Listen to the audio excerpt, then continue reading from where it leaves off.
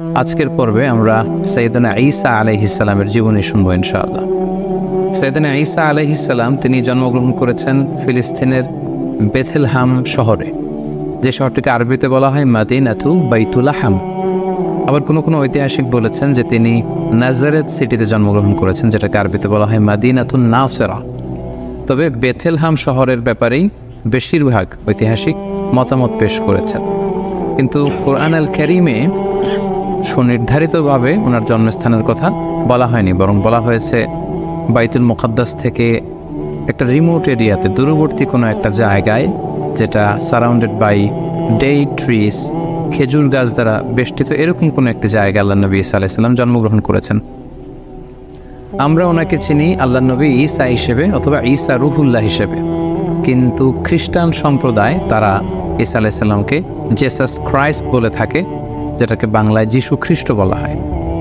কালামুল্লাহ মাজিদে ঈসা আলাইহিস সালামের অনেকগুলো নাম উল্লেখ হয়েছে। কোরআন কখনো কখনো ওনাকে অ্যাড্রেস করেছে আল মাসিহ বলে, কখনো উল্লেখ করেছে ঈসা ইবনে মারিয়াম বলে, কখনো রূহ বলে, এবং মাঝে মাঝে কালিমাতুহু বলে। আল মাসিহ বলা হয়েছে এজন্য কারণ আরবিতে মাসাহা ইয়ামসাহু মানে টাচ করা, মাসেহ করা, মেসেজ করা। ঈসা আলাইহিস সালাম মেসেজ করে দিলে কিছু অবাক ঘটনা ঘটতো, সেগুলো আমরা সামনে শুনবো। আবার কখনো বলা হয়েছে ঈসা ইবনে মারিয়াম, মারিয়ামের সন্তান ঈসা, যেহেতু ওনার পিতা ছিল না। কখনো বলা হয়েছে রূহ মানে স্পিরিট, আল্লাহ তাআলা স্পেশাল স্পিরিট এখানে দিয়েছিলেন। আবার কখনো বলা হয়েছে কালিমাতুহু, আল্লাহর বিশেষ কালিমা। তিনি পৃথিবীতে পিতা ছাড়া জন্মগ্রহণ করেছেন। আমরা জানি যে সাধারণত আমাদের প্রত্যেকের মা আছে, বাবা আছে, বাবা এবং মায়ের মাধ্যমে আমরা পৃথিবীতে এসেছি, কিন্তু তিনি পৃথিবীতে একমাত্র মানব যিনি শুধুমাত্র মায়ের গর্ভ থেকে এসেছেন, পিতার সংস্পর্শ ছাড়া। ওনার পিতা ছিল না, এবং তিনি বনী ইসরায়েলের সর্বশেষ নবী, এবং ওনার প্রতি আল্লাহ তাআলা ইনজিল কিতাব নাজিল করেছেন। আমরা জানি যে প্রসিদ্ধ 4টি আসমানি কিতাব রয়েছে, এর মধ্যে ইনজিল হচ্ছে অন্যতম। তাওরাত, জাবুর, ইনজিল এবং কোরআন। তো ওনার কাছে ইনজিল নাজিল হয়েছে, যেটাকে খ্রিস্টান কমিউনিটি এটাকে বাইবেল বলে বা গসপেল বলে থাকে। এবং তিনি হচ্ছে 5 জন উলুল আজমে মিনার রসুল আছে, যারা দৃঢ় প্রত্যয়ী, খুবই দৃঢ় প্রত্যয়ের অধিকারী 5 জন নবী, তাদের মধ্যে থেকে তিনি একজন। তারা হচ্ছেন নূহ আলাইহিস সালাম, ইব্রাহিম আলাইহিস সালাম, মূসা আলাইহিস সালাম, এবং এই ঈসা আলাইহিস সালাম, এবং আমাদের প্রিয় নবী মুহাম্মদ রাসূলুল্লাহ সাল্লাল্লাহু আলাইহি ওয়াসাল্লাম। এবং তিনি একমাত্র নবী যিনি এখনো ইন্তেকাল করেননি, তিনি এখনো বেঁচে আছেন। আল্লাহ তাআলা বিশেষ কুদরতে ওনাকে আকাশে তুলে নিয়েছেন। তিনি একটা সময় শেষে, শেষ জামানায়, কিয়ামতের অদ্যাবধি পূর্বে, আগ মুহূর্তে পৃথিবীতে আসবেন। ইমাম মাহাদির নেতৃত্বে তিনি গোটা বিশ্বে সাম্য, শান্তি, ভালোবাসা, ইসলাম এটা প্রতিষ্ঠা করবেন, এবং স্বাভাবিকভাবে অন্যান্য নবীদের মতো তিনি পৃথিবীতে ইন্তেকাল করবেন। তার মায়ের নাম ছিল মারিয়াম, আমরা জেনেছি, এবং আমাদের প্রফেট সিরিজের জাকারিয়া আলাইহিস সালামের পর্বে আমরা মোটামুটি মারিয়াম আলাইহিস সালামের ঘটনার ব্যাপারে আলোচনা করেছিলাম। আল্লাহ তাআলা মারিয়াম আলাইহিস সালামকে গোটা বিশ্বের নারীকুলের মধ্যে থেকে স্পেশালি তিনি চুজ করেছেন, তিনি তাকে পিউরিফাই করেছেন, তাকে সিলেক্ট করেছেন। এবং মারিয়াম আলাইহিস সালামের নামে কোরআনের স্বতন্ত্র একটি সূরা এসেছে। আমরা জানি কোরআনে 114টি সূরা, এর মধ্যে একজন নারীর নামে কোরআনে একটি সূরা ডেডিকেট করা হয়েছে, আর সেটা হচ্ছে সূরাতুল মারিয়াম। সেটা ঈসা আলাইহিস সালামের মায়ের নামে সূরা। কোরআনে আল্লাহ পাক তাকে সিদ্দিকা বলেছেন, সত্যবাদী নারী। এবং তিনি কুমারী হয়েও সন্তান জন্মদান করেছেন। এবং সাইয়েদনা মারিয়াম আলাইহিস সালাম এবং তার সন্তান আল্লাহ নবী ঈসা আলাইহিস সালামকে আল্লাহ তাআলা শয়তানের দুষ্ট খোঁচা থেকে হেফাজত করেছেন, কারণ ঈসা আলাইহিস সালামের নানি হান্না বিনতে ফাকুজ স্পেশালি আল্লাহ তাআলার কাছ থেকে দোয়া করে এটা চেয়ে নিয়েছিলেন। কোনো নিউবর্ন বেবি যখন পৃথিবীতে আসে, শয়তান তাকে খোঁচা দেয়, তখন বাচ্চাটা ওয়া ওয়া করে কেঁদে ওঠে। এটা ঘটেনি শুধু মারিয়াম আলাইহিস সালামের ক্ষেত্রে এবং আল্লাহ নবী ঈসা আলাইহিস সালামের ক্ষেত্রে। সম্মানিত সুধী, আল্লাহ নবী ঈসা আলাইহিস সালামের জন্মটাই একটা মিরাকেল, তার জন্মটাই একটা মুজিজা। কারণ আমরা পৃথিবীতে বাবা মায়ের মাধ্যমে এই দুনিয়ার বুকে এসেছি, কিন্তু আল্লাহ নবী ঈসা আলাইহিস সালাম পিতা ছাড়া কেবলমাত্র মায়ের মাধ্যমে দুনিয়াতে এসেছেন। কিভাবে তিনি এসেছেন, তার জন্মের ঘটনাটা কেমন ছিল, বিস্তারিতভাবে আল্লাহ তাআলা সূরা মারিয়ামে উল্লেখ করেছেন। আমরা সরাসরি কোরআনে ফিরে যাই, তাহলে আমরা বুঝতে পারবো যে কোরআন আমাদেরকে কি জানাচ্ছে। সূরা মারিয়ামে আল্লাহ তাআলা ইরশাদ করেছেন, ওয়াজকুর ফিল কিতাবি মারইয়ামা ইয ইনতাবাদাত মিন আহলিহা মাকানান শারকিয়্যা। মানে হে নবী, আমাদের রাসূলকে আল্লাহ তাআলা উদ্দেশ্য করে বলছেন, হে নবী, আপনি এই কোরআনে মারিয়ামের কথা উল্লেখ করুন যে পূর্ব দিকে তার ফ্যামিলি থেকে পূর্ব দিকে কোনো একটা জায়গায় গিয়েছিল। ফাত্তাখাযাত মিন দুনিহিম হিজাবান, সে হয়তো গোসলের কাজে বা ব্যক্তিগত কোনো কাজে হেজাব দিয়ে চারদিকে পর্দা টাঙিয়ে কোনো একটা কাজ করছিল। ফাআরসালনা ইলাইহা রূহানা, ঠিক ওই মুহূর্তে আমি জিবরাইল আলাইহিস সালামকে পাঠালাম। নির্জন একটা এলাকা, তিনি একাকী কাজ করছিলেন। হঠাৎ আল্লাহ তাআলা তার ফেরেশতা জিবরাইল আলাইহিস সালামকে পাঠালেন। ফাতামাসসালা লাহা বাশারান সাবিয়্যা, এবং জিবরাইল আলাইহিস সালাম মানুষের আকৃতিতে তার সামনে যে উপস্থিত হলো। মারিয়াম আলাইহিস সালাম দেখে ভয় পেয়ে গেলেন।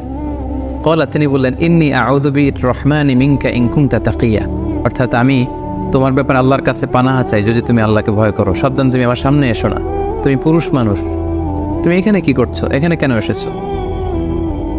ক্বালা, সাইয়েদনা জিবরাইল আলাইহিস সালাম বললেন, ইন্নামা আনা রাসূলু রাব্বিকি লিআহাবা লাকি গুলামান যাকিয়া, অর্থাৎ মারিয়াম ভয় নেই, আমি সাধারণ মানুষ নয়, আমি আল্লাহর ফেরেশতা, আল্লাহর পাঠানো অ্যাঞ্জেল, ফেরেশতা। আমি এসেছি তোমাকে একটা গুলামান যাকিয়া, পবিত্র সন্তান গিফট করবার জন্য। একথা শুনে তো মারিয়াম আলাইহিস সালাম আতকে উঠলেন। তিনি বললেন, ক্বালাত আন্না ইয়াকুনু লি গুলাম, আমার কি করে সন্তান হবে? ওয়ালাম ইয়ামসাসনি বাশার, কোনো মানুষ তো আমাকে, কোনো পুরুষ তো আমাকে স্পর্শ করেনি। সন্তান হতে হলে তো আগে বিয়ে করতে হবে, নারী পুরুষের দৈহিক মিলন হতে হবে, পৃথিবীর যেই ন্যাচারাল সিস্টেম, এবং সেই পদ্ধতিতে একটা সার্টেন পিরিয়ড শেষে আমার হয়তো সন্তান হবে। তো আমি তো বিয়েই করিনি, আমি তো কুমারী, এবং কোনো পুরুষ আমাকে কখনো স্পর্শ করেনি।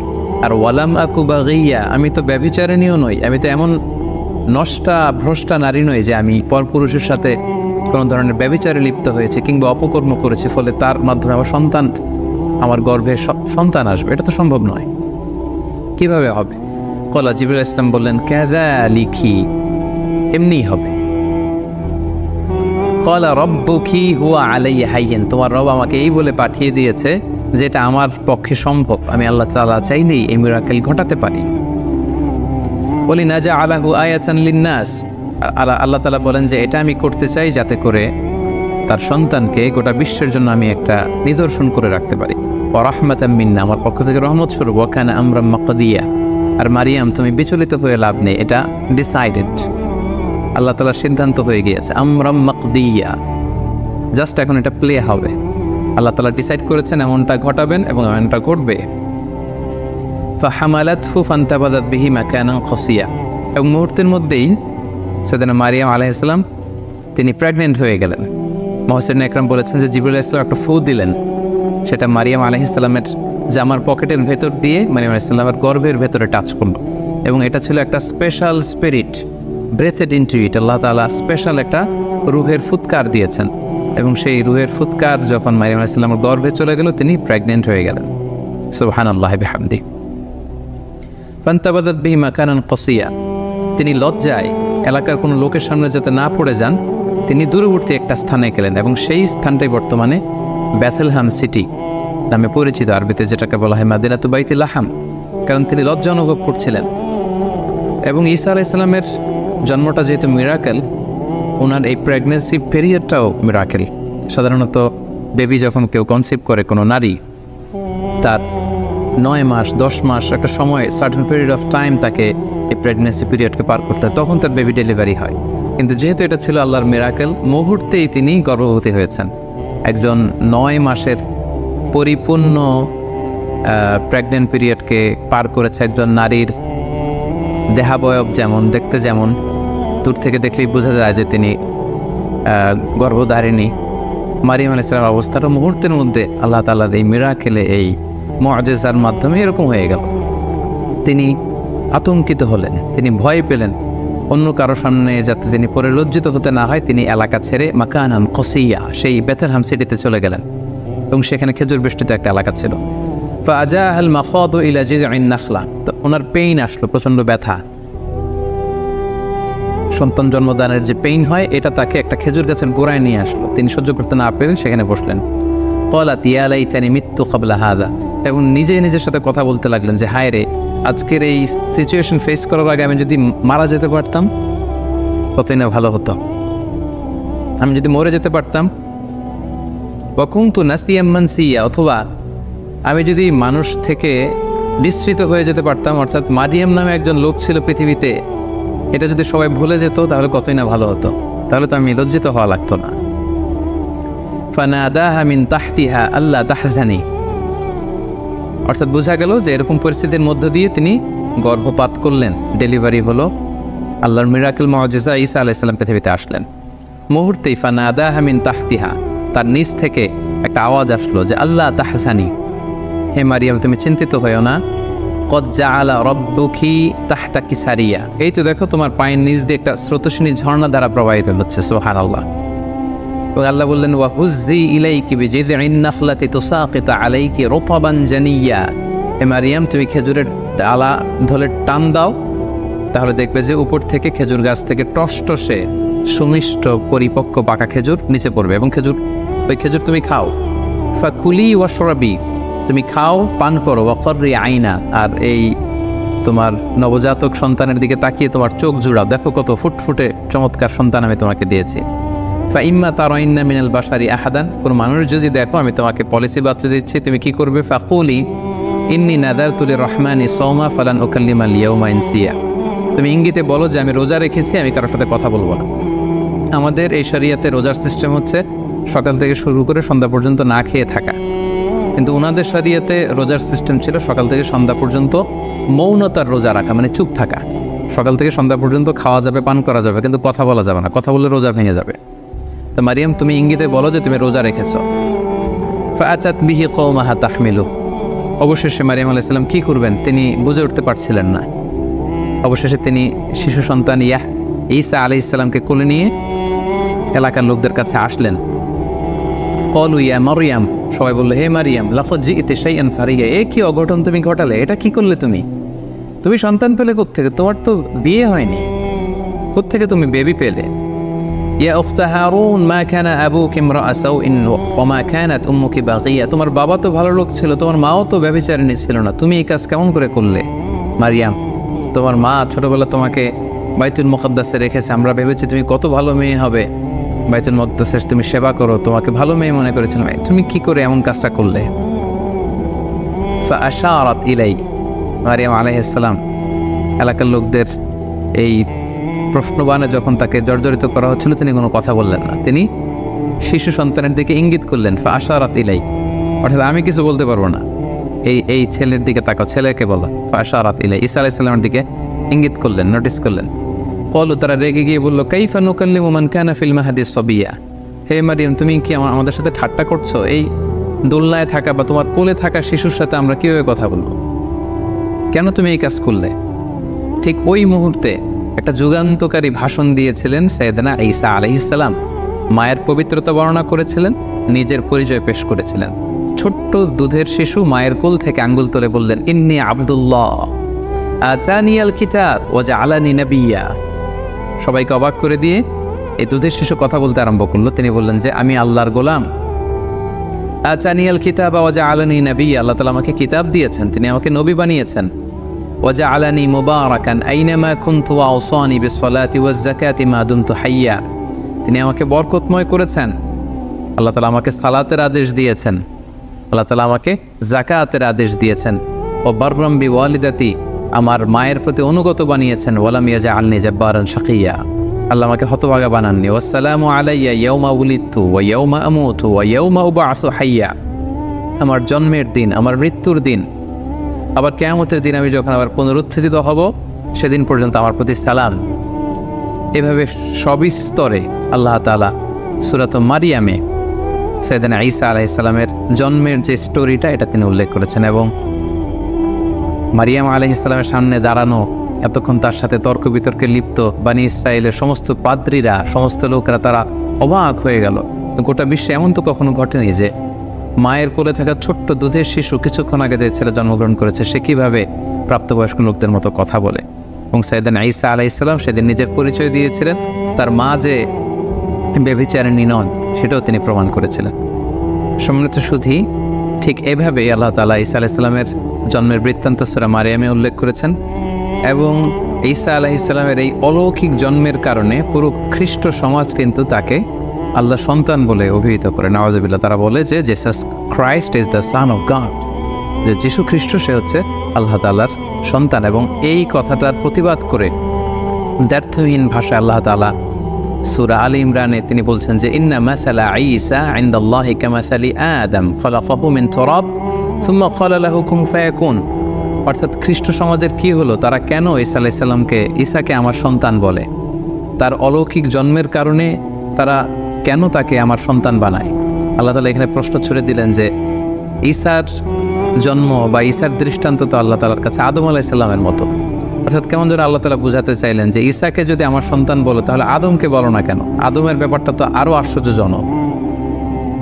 ঈসার জন্মটা যদি তোমাদের কাছে অবাক লাগে যে পৃথিবীতে বাবা মা দুইজনের মাধ্যমে সন্তান আসে, তো ঈসাকে আমি পাঠিয়েছি বাবা ছাড়া শুধু মায়ের মাধ্যমে, এজন্য তোমরা অবাক হয়ে, তো তোমরা আশ্চর্য হয়ে তাকে আমার সন্তান বলছো, তাহলে আদমের ব্যাপারে তোমরা বলো না কেন? আদমের তো বাবাও নেই মাও নেই। সো আল্লাহ তাআলা সূরা আলে ইমরানের এই আয়াতের মধ্য দিয়ে গোটা খ্রিস্ট সমাজকে তিনি ক্রিটিসাইজ করেছেন। সম্মানিত শুধু ঈসা আলাইহিস সালাম পৃথিবীতে আসলেন, তিনি বড় হতে লাগলেন এবং আমরা বুঝতে পেরেছি যে মায়ের কোলে থেকেই তিনি নবী। এটা কিন্তু একটা ইউনিকনেস সাইয়েদনা ঈসা আলাইহিস সালামের। সাধারণত অন্যান্য নবীরা 40 বছর বয়সে যখন উপনীত হয় তখন আল্লাহ তাআলা তাদেরকে নবুয়ত দিয়ে থাকেন, কিন্তু ঈসা আলাইহিস সালাম এক্সেপশনাল। তিনি মায়ের কোলে থেকে আল্লাহ তাআলার পক্ষ থেকে এই প্রফেটহুড তিনি লাভ করেছেন। সো আল্লাহ তাআলা তার প্রতি ইনজিল কিতাব নাজিল করেছেন এবং যাই নাজিল হতো সেটা তিনি বনি ইসরাইলের লোকদের কাছে পৌঁছে দিতেন। তিনি কি দাওয়াত দিতেন? আমরা যদি কালামুল্লাহ মাজিদের দিকে একটু খেয়াল করি তাহলে দেখব যে সাইয়েদনা ঈসা আলাইহিস সালাম তিনি তাওহীদের দাওয়াত দিয়েছেন, এক আল্লাহর দাওয়াত দিয়েছেন, আখিরাতের দাওয়াত দিয়েছেন, রিসালাতের দাওয়াত দিয়েছেন। যেমন সূরা মারিয়ামে আল্লাহ তাআলা বলছেন যে ঈসা আলাইহিস সালাম তাদেরকে বলেছিলেন যে ওয়া ইন্নাল্লাহা রাব্বি ওয়া রাব্বুকুম, অর্থাৎ হে বনি ইসরাইলের লোকেরা, নিশ্চয় আল্লাহ তাআলা তিনি আমারও রব, ওয়া রাব্বুকুম তোমাদেরও রব, ফা'বুদু তোমরা এক আল্লাহর ইবাদত করো, হাদা সিরাতুম মুস্তাকিম, এবং এটাই সিরাতে মুস্তাকিম, এটাই সোজা রাস্তা। তাহলে তিনি কিন্তু এক আল্লাহর ইবাদতের প্রতি বনি ইসরাইলকে দাওয়াত দিয়েছিলেন। সূরা আলে ইমরানে একটি আয়াতে পাওয়া যায় যে সাইয়েদনা ঈসা আলাইহিস সালাম তিনি বলেছেন ওয়া জিতুকুম বিআয়াতিম মির রাব্বিকুম, অর্থাৎ হে আমার কওমের লোকেরা, আমি আমার রবের পক্ষ থেকে তোমাদের কাছে নিদর্শন নিয়ে এসেছি, সাইন নিয়ে এসেছি, মিরাকেল নিয়ে এসেছি, ফাত্তাকুল্লাহ, তাই তোমরা আল্লাহকে ভয় করো, ওয়া আতিউন, আর রাসূল হিসেবে আমার আনুগত্য করো। তাহলে সম্মানিত শুধু এই দুটি আয়াত থেকে আমরা বুঝলাম যে তিনি যে রাসূল এটার কথা তিনি সুস্পষ্টভাবে বলেছেন, এবং তার কাছে আল্লাহর যে বাণী আসে এগুলো যাতে তারা নিরঙ্কুশভাবে মেনে নেয় সেটার আদেশ তিনি করেছেন, এবং আল্লাহ তাআলা তিনি যে এক এবং একক সেটার দাওয়াত তিনি দিয়েছেন। এবং অন্য একটি আয়াতে আমরা দেখতে পাই যে সাইয়েদনা ঈসা আলাইহিস সালাম তিনি রাসূলুল্লাহ সাল্লাল্লাহু আলাইহি ওয়াসাল্লাম যে তারপরে নবী হয়ে আসবেন সেটা সুসংবাদ দিয়েছেন। আল্লাহ তাআলা বলছেন ওয়া ইয ক্বালা ঈসা ইবনু মারইয়াম, যখন মারিয়ামের কন্যা ঈসা বলল ইয়া বানি ইসরাঈল, হে বানি ইসরাঈল, ইন্নী রাসূলুল্লাহি ইলাইকুম, আমি তোমাদের প্রতি আল্লাহর রাসূল হয়ে প্রেরিত হয়েছি, মুসাদ্দিকাল লিমা বাইনা ইয়াদাইয়া মিনাত তাওরাত, আমার আগে যে কিতাব এসেছিল তাওরাত আমার ভাই মুসার প্রতি আমি সেটাকে টেস্টিফাই করছি, সেটার কনফার্মেশন আমি দিচ্ছি। আমি শুধু ইনজিলের ধারক বাহক হয়েই বসে থাকিনি, বরং আমার আগের কিতাবগুলোকে আমি সত্যায়ন করছি। পাশাপাশি ওয়া মুবাশশিরাম বিরাসূল, আমি একজন রাসূলের ব্যাপারে তোমাদেরকে গ্ল্যাড টাইডিংস দিতে এসেছি, যে ব্যাপারে পৃথিবীর সব নবীরা গ্ল্যাড টাইডিংস দিয়েছেন। সাইয়েদনা আদম আলাইহিস সালাম থেকে শুরু করে ঈসা আলাইহিস সালাম পর্যন্ত যত নবী পৃথিবীতে এসেছেন তারা প্রত্যেকে তাদের উম্মতের কাছে বলেছিলেন যে সর্বশেষে একজন নবী আসবে যার নাম হবে আহমদ, যিনি গোটা বিশ্বের নবীকুলদের সর্দার হবেন, যিনি হবেন সর্বশ্রেষ্ঠ রাসূল। এবং সেটার সর্বশেষ সুসংবাদটা সাইয়েদনা ঈসা আলাইহিস সালামের মাধ্যমে আল্লাহ তাআলা পাঠিয়েছেন, কারণ ওনার পরপরই আল্লাহ রাসূল সাল্লাল্লাহু আলাইহি ওয়াসাল্লাম পৃথিবীতে এসেছেন। তো তিনি বলেছেন ওয়া মুবাশশিরাম বিরাসূল, হে বনি ইসরাঈল, আমি তোমাদেরকে একজন রাসূলের সুসংবাদ দিচ্ছি, ইয়াতি মিন বাদি, you will come after me, আমার পরপরই সে আসবে, ইসমুহু আহমদ, আর তার নাম হবে আহমদ। আমরা জানি যে আল্লাহ রাসূল সাল্লাল্লাহু আলাইহি ওয়াসাল্লামের অনেকগুলো নাম ছিল, চমৎকার চমৎকার নাম। এর মধ্যে উল্লেখযোগ্য দুটি নাম হচ্ছে, একটি হচ্ছে মুহাম্মদ আর একটি হচ্ছে আহমদ। সাল্লাল্লাহু আলাইহি ওয়াসাল্লাম।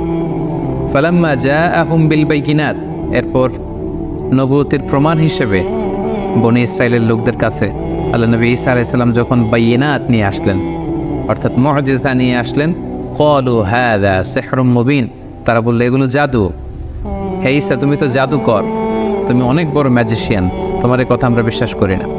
এবং সম্মানিত সুধী, আমরা তো সাইয়েদনা আদম থেকে শুরু করে অনেক নবীর ঘটনা স্টোরি আমরা শুনেছি আমাদের প্রফেট সিরিজে। আমরা প্রায় দেখেছি যে নবীরা যখন মুআজিজা নিয়ে আসতো, এটাকে এলাকার লোকেরা জাদু বলে উড়িয়ে দিত। তো এখন আমরা জানবো যে সাইয়েদনা ঈসা আলাইহিস সালামকে আল্লাহ তাআলা কি কি মুআজিজা দিয়েছিলেন। সম্মানিত সুধী, আপনারা শুনলে অবাক হবেন যে তিনি এমন কিছু অনন্য মুআজিজা তার এলাকাবাসীদেরকে দেখিয়েছিলেন, যেটা দেখে লোকজন অবাক হয়ে গিয়েছিল। তার একটি মুআজিজা ছিল, তিনি মাটি দিয়ে পাখি বানাতেন, পাখি বানিয়ে সে মাটির পাখিতে ফু দিলে সেই পাখি জীবন্ত হয়ে উড়ে চলে যেত। আন্নী আখলুকু লাকুম মিনাত তিন কাহাইয়াতিত তৈরি ফাআনফুখু ফি ফুদিতেন ফায়াকুনু তায়রাম বিইذনিল্লাহ। আল্লাহর আদেশে মাটি দিয়ে কাদা দিয়ে বানানো পাখি জীবন্ত পাখি হয়ে উড়ে চলে যেত। সুবহানাল্লাহ। তারপর ওয়া উবরিউল আকমাহা, কোনো অন্ধ রোগী, রাতকানা দিনকানা দৃষ্টি প্রতিবন্ধী কোনো লোকের চোখে যখন আল্লাহ নবী ঈসা আলাইহিস সালাম হাত বুলিয়ে দিতেন, মুহূর্তে লোকটা দৃষ্টিশক্তি ফিরে পেত। এজন্য ওনাকে বলা হতো মাসিহ। ওনার টাচ, এই টাচের স্পর্শের মধ্যে একটা আলাদা বারাকা ছিল। ওয়াল আবরাসা, ধবল রোগী, শ্বেত রোগী, কুষ্ঠ রোগী, যাদের স্কিন ডিজিজ আছে, তাদের গায়ে হাত বুলিয়ে দিলে মুহূর্তে ওই অসুস্থ ব্যক্তি সুস্থ হয়ে যেত। ওয়া উহিল মাউতা বিইذনিল্লাহ, মৃত লাশের সামনে দাঁড়িয়ে যখন ঈসা আলাইহিস সালাম বলতেন কুম বিইذনিল্লাহ, দাঁড়াও, মুহূর্তে মৃত লাশ জীবিত হয়ে দাঁড়িয়ে যেত। ওয়া উনাব্বিউকুম বিমা তাআকুলুন, এবং লোকদের সাথে দেখা হলে উনি বলতে পারতেন যে কে কি খেয়ে এসেছে বাসা থেকে। তিনি বলতেন তুমি এটা দিয়ে ব্রেকফাস্ট করে এসেছো, তুমি এটা দিয়ে লাঞ্চ করে এসেছো, তুমি রাতে এটা খেয়ে এসেছো। লোকজন অবাক হয়ে যেত ওনার কথা শুনে। ওয়া মা তাদাখিরুনা ফি বুয়ুতিকুম, এবং তিনি বলে দিতে পারতেন কার ঘরে কি আছে, কে কার সিন্ধুকে কি জমা রেখেছে, গোপন হিডেন ট্রেজারের ভিতরে কোথায় কি আছে উনি সব বলে দিতেন। এগুলো শুনে লোকজন অবাক হয়ে যেত, এবং যাদের হেদায়েত নসিবে ছিল তারা ঈমান এনেছিল। সম্মানিত শুধু এগুলো ছিল আল্লাহ নবী ঈসা আলাইহিস সালামের প্রতি আল্লাহ তাআলার প্রেরিত বিশেষ কিছু মিরাকেল, মুআজিজা। এবং আমরা জানি নবীদেরকে নবুয়তের প্রমাণ হিসেবে আল্লাহ মুআজিজা দিয়ে থাকেন, এবং যে সময়ে যে জিনিসের প্রচার প্রসার ওই এলাকায় প্রসিদ্ধি বেশি, আল্লাহ ওই মুআজিজা দিয়েছেন। যেমন রাসূল সাল্লাল্লাহু আলাইহি ওয়াসাল্লামের সময়ে আরবি সাহিত্যের খুব উৎকর্ষতা সাজিত হয়েছিল, ফলে কোরআনকে আল্লাহ এমন উন্নত মানের লিটারেচার করে, সাহিত্য মানে সমৃদ্ধ করে আল্লাহ পাঠিয়েছেন, ফলে আরবের বড় বড় সাহিত্যিকরা অবাক হয়েছে যে লাইসা হাযা মিন কালামিল বাশার, কোনো মানুষের কথা এটা হতে পারে না, তারা স্বীকার করেছে। মূসা আলাইহিস সালামের সময়ে জাদুবিদ্যার প্রসার ছিল, ফলে মূসা আলাইহিস সালামকে এমন লাঠি দিয়েছেন, এটা দিয়ে এটা সাপ হয়ে যেত, এটা সাগরে রাখলে রাস্তা হয়ে যেত। লোকজন অবাক হয়ে গিয়েছে। ঈসা আলাইহিস সালামের সময়কালে ফিলিস্তিনে, শাম দেশে চিকিৎসা বিদ্যার খুব উৎকর্ষতা সাধিত হয়েছিল, ফলে আল্লাহ তাআলা ঈসা আলাইহিস সালামকে চিকিৎসা বিজ্ঞানের এমন কিছু দান করেছিলেন যেটা দেখে সবাই অ্যাস্টনিশড হয়ে গিয়েছে। কেউ ধবল রোগী, শ্বেত রোগী, কুষ্ঠ রোগীকে ভালো করতে পারেন, উনি টাচ করলে ভালো হয়ে যায়। রাতকানা দিনকানা, অন্ধ, প্রতিবন্ধী, দৃষ্টি প্রতিবন্ধী লোক ভালো হয় না, উনি টাচ করে দিলে ভালো হয়ে যায়। মৃত লাশকে জীবিত করে ফেলে, মাটি দিয়ে বানানো পাখিকে ফু দিলে জীবিত হয়ে যায়। আল্লাহ তাআলা এগুলো এর জন্যই দান করেছেন, যাতে এগুলো দেখে লোকজন বুঝতে পারে যে তিনি সাধারণ কোনো মানুষ নন, তিনি আল্লাহর পাঠানো প্রেরিত রাসূল। তো সাইয়েদনা ঈসা আলাইহিস সালামের এই মুআজিজার মাধ্যমে মানুষকে দাওয়াত দিতে লাগলেন, এবং ওনার প্রতি নাজিল হওয়া ইনজিল কিতাবের দাওয়াত তিনি দিতে লাগলেন। কিন্তু আমরা জানি যখনই নবীরা কোনো এলাকায় দাওয়াতি কাজ করেছে, তাদের পথটা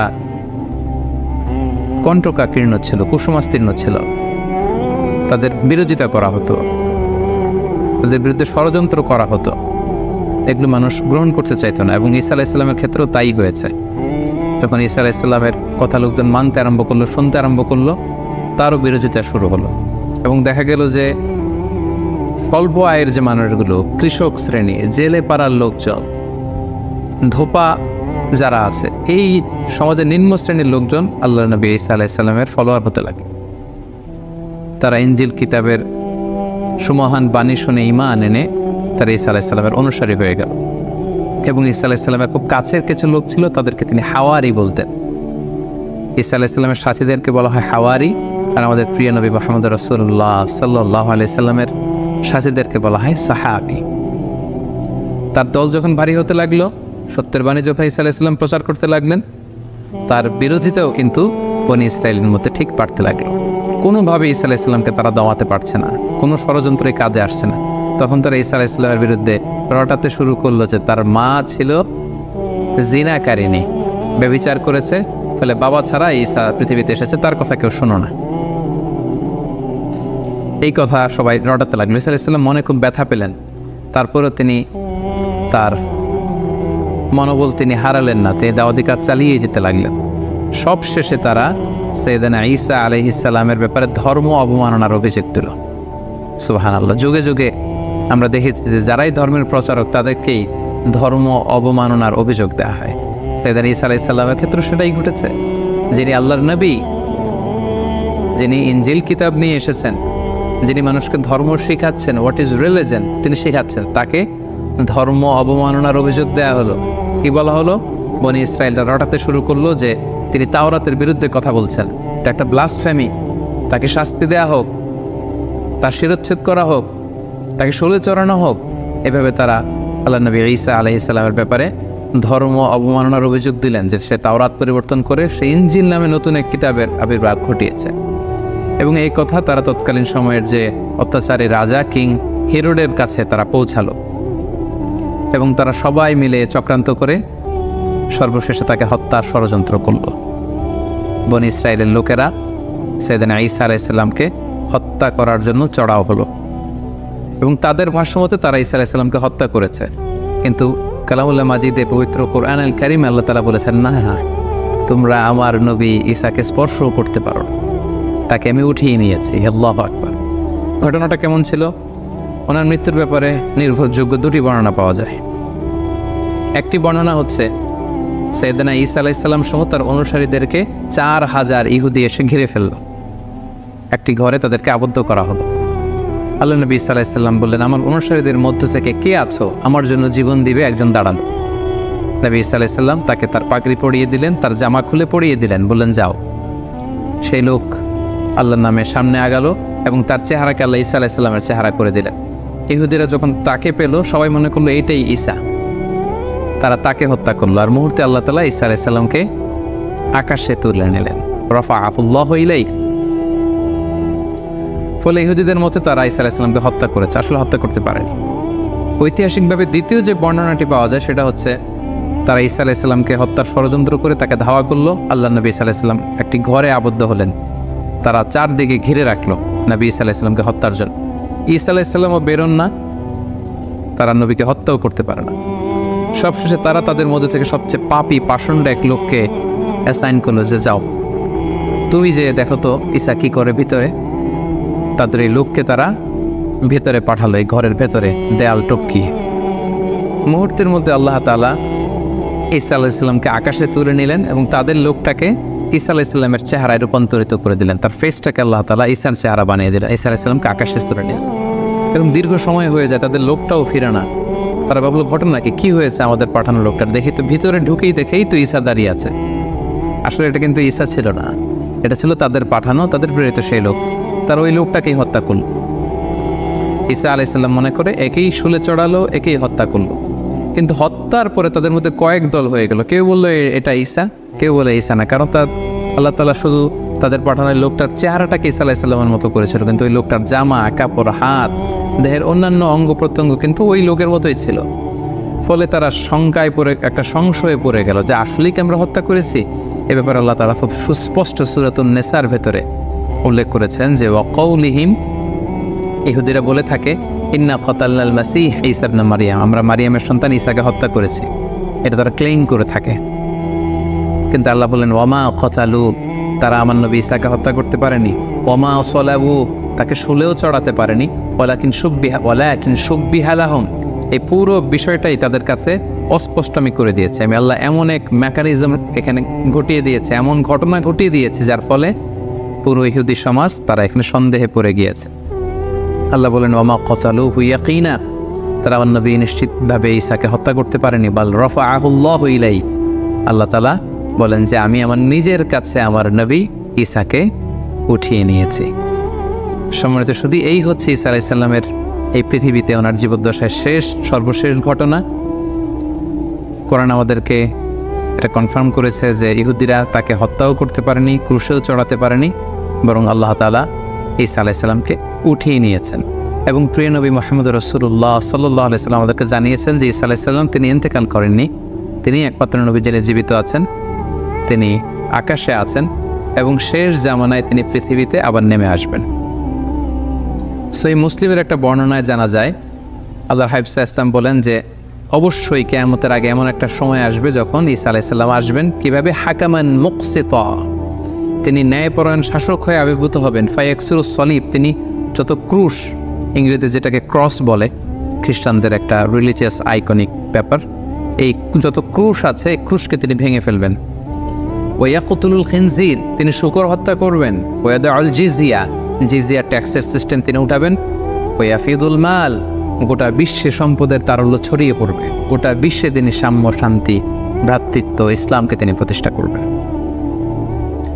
এবং সহিহ মুসলিমের আরেকটি বর্ণনায় নওয়াস ইবনে সামআনের রাদিয়াল্লাহু তাআলা আনহুর বর্ণিত হাদিস, যেখানে রাসূল ইসলাম দাজ্জালকে নিয়ে বিস্তর আলোচনা করেছেন। সেখানে তিনি বলেছেন যে এই দাজ্জাল যখন পৃথিবীতে ফিতনা ছড়াবে ঠিক তখনই আল্লাহ নবী ঈসা আলাইহিস সালাম এই পৃথিবীতে আগমন করবেন। কোথায়?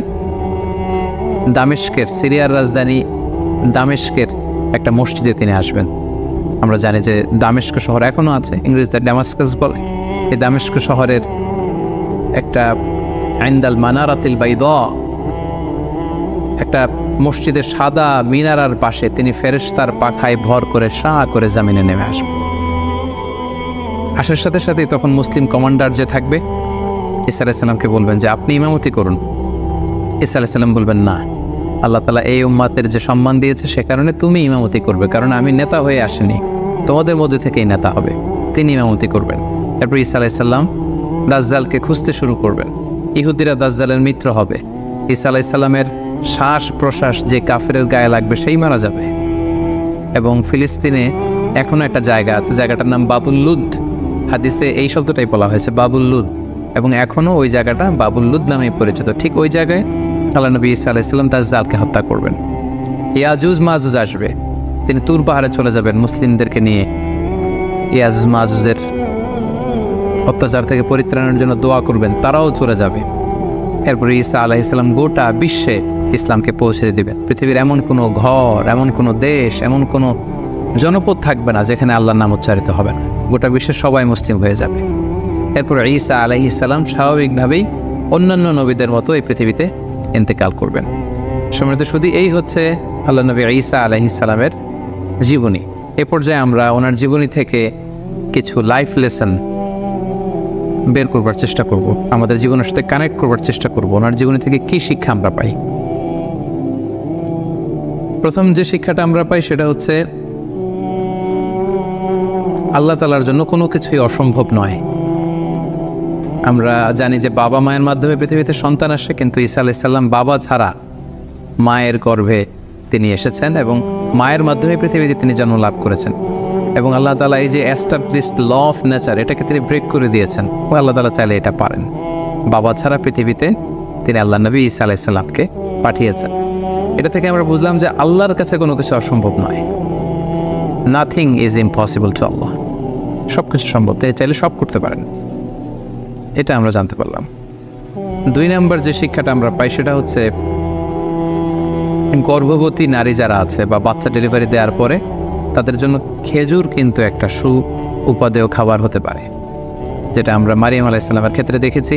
আল্লাহ বলেছেন যে ফাফুজ্জি ইলাইকি বিজিযইন নাখলাতি তুসাফিত আলাইকি রুতাবান জানিয়া, হে মারিয়াম তুমি খেজুরের ডাল ধরে টান দাও, টসটসে পাকা খেজুর পড়বে, সেটা খাও। মারিয়াম আলাইহিস সালাম কিন্তু খেজুর খেয়ে তখন এনার্জি পেয়েছিলেন। সো গর্ভবতী নারী কিংবা সন্তান জন্মদানের পরে একজন মায়ের জন্য খেজুর একটা চমৎকার খাবার হতে পারে, কারণ এটার মধ্যে ভিটামিন B6 আছে, এটার মধ্যে কপার আছে, এটার মধ্যে অনেক ধরনের উপাদান আছে। বিশেষ করে খেজুর হচ্ছে ফুল অফ ফাইবার সমৃদ্ধ একটা খাবার, যেটা আপনার এনার্জিকে বুস্ট করবে। সো গর্ভবতী এবং সন্তান জন্মদানের পরে নারীদের জন্য খেজুর একটা চমৎকার খাবার, যেটা কোরআনিক গাইডেন্স থেকে আমরা পাই। 3 নম্বর যে ব্যাপারটি আমরা জানতে পারি যে মারিয়াম আলাইহিস সালামের সন্তান জন্মদানটা এমন একটা সময় হয়েছিল যখন খেজুর পেকে পেকে পড়ে। কোরআনের আয়াত থেকে বোঝা যায় যে হে মারিয়াম, খেজুরের ডাল ধরে টান দাও, খেজুর পড়বে। এবং আমরা জানি খেজুর পাকে হচ্ছে গ্রীষ্মকালে।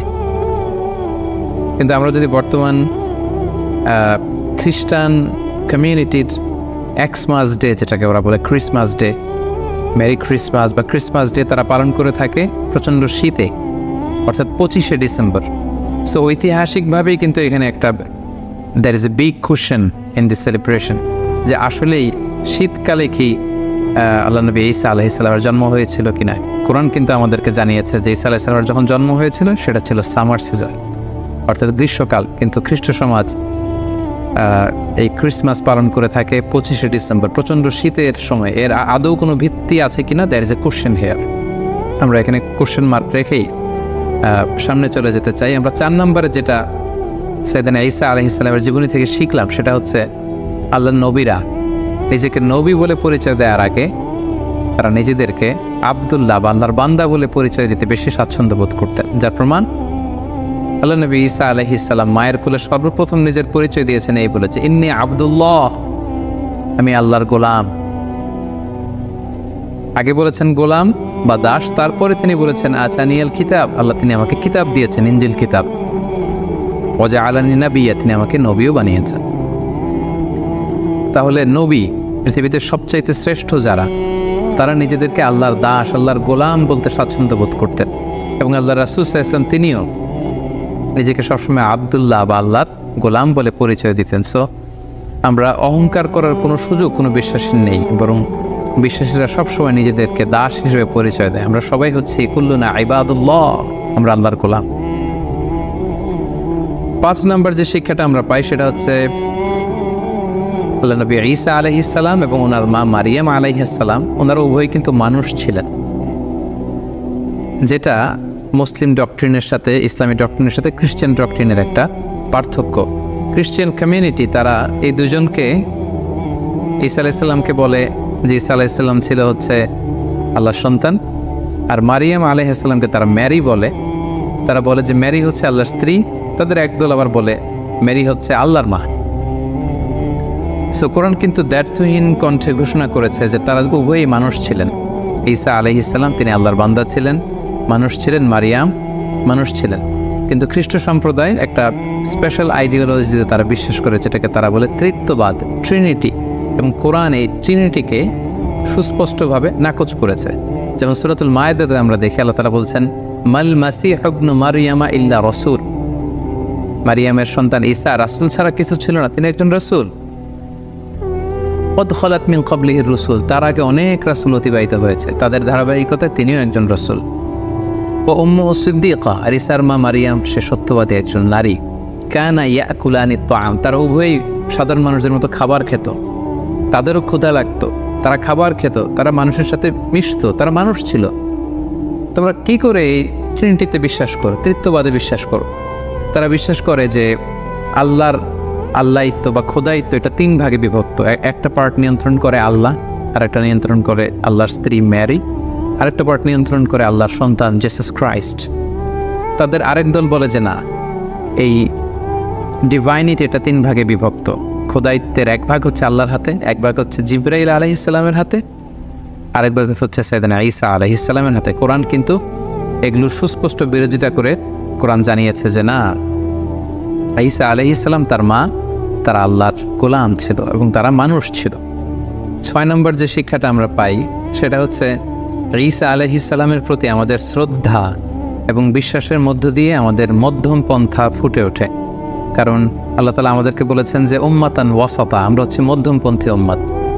আমরা যদি ঈসা আলাইহিস সালামের ব্যাপারে তাকাই তাহলে দেখব যে ইহুদিরা ওনাকে খাটো করেছে, ছোট করেছে। ইহুদিদের একদল তাকে বলেছে যে তিনি হচ্ছেন ওয়ালাদুজ জিনা, নাউযুবিল্লাহ, অর্থাৎ জিনার সন্তান। মারিয়াম জিনা করেছে, সে জিনার ফসল হচ্ছে ঈসা। ইহুদিরা এইভাবে তাকে অপদস্থ করেছে, ছোট করেছে। আর যদি খ্রিস্টান সম্প্রদায়ের দিকে তাকাই তাহলে দেখবো যে তাকে উঠাতে উঠাতে আল্লাহর চেয়ারে নিয়ে বসিয়েছে, নাউযুবিল্লাহ। মানে দুই দলই হচ্ছে মার্জিনালাইজ করেছে। ইহুদিরা তাকে খাটো করে বলেছে তিনি জারদ সন্তান, নাউযুবিল্লাহ। আর খ্রিস্টান সম্প্রদায় যারা এখনও তাকে Jesus Christ is the son of god বলে, গডের সন্তান বলে, তারা উঠাতে উঠাতে উঠাতে আল্লাহর আসনে আসীন করেছে। এই দিক থেকে ঈসা আলাইহিস সালামের প্রতি আমাদের যে শ্রদ্ধা, ভালোবাসা এবং আমাদের যে বিশ্বাস, এই বিশ্বাস দিয়েও কিন্তু প্রমাণিত হয় যে আমরা উম্মতে মুহাম্মাদি, আমরা হচ্ছি উম্মাতান ওয়াসাতা, মধ্যমপন্থী উম্মত, মডারেট। অর্থাৎ আমরা ঈসা